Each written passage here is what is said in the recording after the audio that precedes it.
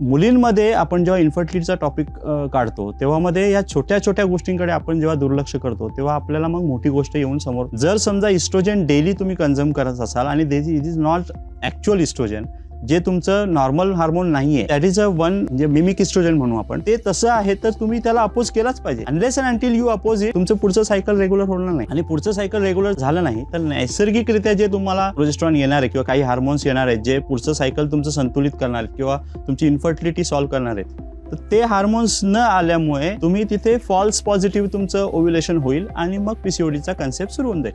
म्हणून आत्ताच्या घडीला लवकर पिरियड्स येणं आणि पीसीओडी लगेच 13व्या-14व्या वर्षी पिरियड्स येऊन लगेच पीसीओडीचं आनंदाने मुलींना घेऊन येतात त्या घरचे. प्लास्टिकचा वापर सगळ्यांनी कमी करावा. जेव्हा आम्ही पेशंट सेंट्रिक जेव्हा अप्रोच ठेवलेला आहे, टेलर मेड जे प्रोटोकॉल्स आम्ही सेट केलेले आहेत, त्यामध्ये या सगळ्या बारकाईने गोष्टी आम्ही अनुभवतो. आणि तशा आम्ही जेव्हा आपण पेशंट सेंट्रिक अप्रोच इन्फर्टिलिटीचा ठेवतो तेव्हा काही काही गोष्टी मुद्दामून आपल्याला बघाव्या लागतात. त्याच्यामध्ये तुमची पुरेशी झोप झालेली आहे का, निद्रा व्यवस्थित आहे का, आहाराचा संबंध कसा आहे याच्याशी, आणि तुम्ही ब्रह्मचर्याचं पालन करताय का, तुमचा प्रवास कसा होतोय, तुमचे सोशल गॅदरिंग्स कसे आहेत, तुमचं फॅमिली हे बॅकग्राऊंड कसं आहे, ह्या सगळ्या गोष्टी तुम्हाला त्या इन्फर्टिलिटीमध्ये काउंट करतात.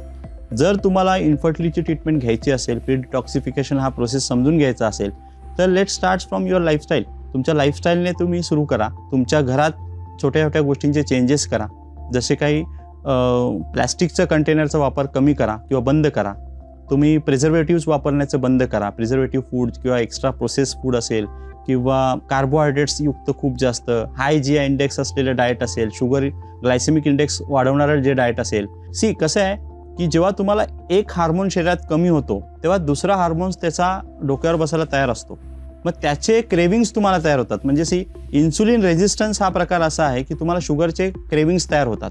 तर त्या गोष्टी तुम्ही पर्पजफुली बंद करा. म्हणजे लेट नाईट आईस्क्रीम खाणं हा खूप कॉमन फॅड आहे. 2-2 वाजेपर्यंत आईस्क्रीम खातात लोक आणि कोणी भेटायला गेले तर चॉकलेट्स घेऊन जातात. ह्या गोष्टी तुम्हाला कशा डॅमेज करतायत आणि पुढे जाऊन तुमच्या शरीरावर किती त्याचे गहन परिणाम होणार आहेत. I am not talking about cancer, पण ह्या सगळ्या गोष्टींमधून तुम्ही ऑर्गन डॅमेजकडे येता आणि शेवटी तेच होतं. आता हे सगळे लोक फेस करतायत आणि आम्ही आमच्या प्रॅक्टिसमध्ये खूप फेस करतोय. कारण एकदा लागलेली सवय तुम्हाला जर बदलायची असेल ती एकाच वेळेस बदलू नाही शकत. तुम्हाला तुमचा समाज, तुमचं कुटुंब, ह्या सगळ्या गोष्टी तुम्हाला बदलल्या तरच तो अवेअरनेस तयार होतो.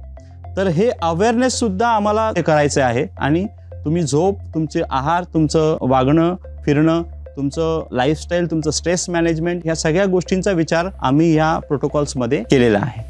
Come in Lifestyle for more details.